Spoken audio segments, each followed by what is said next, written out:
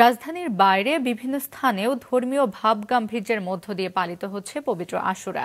এ উপলক্ষে মানিকগঞ্জের গড়পাড়া ইমামবাড়ি থেকে শোক ও তাজিয়া মিছিল বের হয়। সকাল থেকেই পাবনা, সিরাজগঞ্জ, রাজবাড়ী, টাঙ্গাইল, ফরিদপুর, নাটোর, রাজশাহী ও মানিকগঞ্জের প্রত্যন্ত অঞ্চল থেকে ইমাম ভক্তরা সেখানে জড়ো হন। এ সময় কারবালার শোকগাথা ঘটনা প্রচার করা হয়। বিকেলে শুরু হবে তাজিয়া মিছিলের মূল আনুষ্ঠানিকতা। চট্টগ্রামের সদরঘাট ইমামবাড়া থেকে এই মিছিল শুরু হয়ে নগরের বিভিন্ন সড়ক প্রদক্ষিণ করে।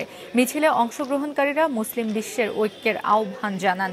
এছাড়া খুলনা, বরিশাল, যশোর ও ময়মনসিংহ দেশের বিভিন্ন স্থানে তাজিয়া মিছিল সহ নানা আয়োজনে পালিত হচ্ছে পবিত্র আশুরা।